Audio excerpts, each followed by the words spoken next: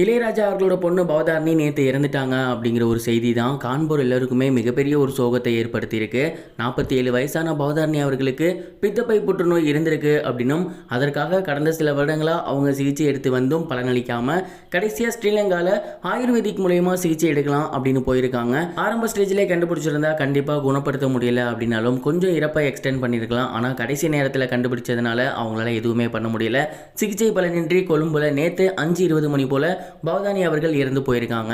அந்த ஒரு செய்தி நம்ம எல்லோருக்குமே மிகப்பெரிய ஒரு சோகத்தை ஏற்படுத்தியிருக்கு. இந்த ஒரு நிலையில இளையராஜா மற்றும் யுவன் சங்கர் ராஜா இவங்க 2 பேருமே நேற்று ஈவினிங்கே கொழும்பு போயிட்டாங்க.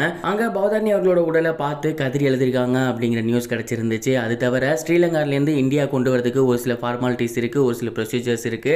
அதனால அவங்க ஏர்போர்ட்டுக்கு போயிட்டு ஒரு சில ப்ரொசீஜர்ஸ்க்கு கையெழுத்து போட்டதுக்கு அப்புறம் தனி ஃபிளைட்ல பவதாரணி அவர்களோட உடல் இந்தியாவுக்கு வரவிருக்கு அப்படிங்கிறது தெரிய வந்திருக்கு. கொஞ்ச நேரத்துக்கு முன்னாடி தான் அந்த ப்ரொசீஜர்ஸ் எல்லாமே முடிஞ்சிச்சு அப்படின்னும் பவதாரணி அவர்களோட உடல் விமானத்தின் மூலியமா சென்னை வரப்போகுது அப்படிங்கிறதும் தெரிய வந்திருக்கு. பவதாரணி அவர்களோட உடல் கூடவே இளையராஜா அவர்களும் சேர்ந்து வராரு அப்படிங்கிற நியூஸும் கிடைச்சிருந்துச்சு.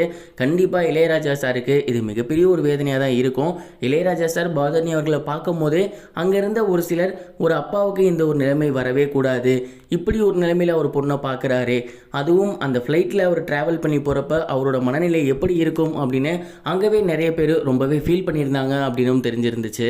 பவதாரணி அவர்களோட உடல் இன்னும் கொஞ்சம் நேரத்தில் சென்னை வந்துடும். சென்னை ஏர்போர்ட்லேருந்து நேரடியாக அவங்களோட வீட்டுக்கு தான் உடல் போகுது அப்படின்னும் பொதுமக்கள் மற்றும் செலிபிரிட்டிஸ் அவங்களோட அஞ்சலிக்காக அவங்க வீட்டில் வைக்கப்பட்டு அதற்கப்புறம் ஆக வேண்டிய சடங்குகள் ஆரம்பிக்க போகிறாங்க அப்படிங்கிறதும் தெரிய வந்திருந்துச்சு. சடனாக இளையராஜா அவர்களோட ஃபேமிலியில் ஒரு இறப்பு அப்படிங்கிறது எல்லோருக்குமே மிகப்பெரிய ஒரு சோகத்தை ஏற்படுத்தியிருக்கு.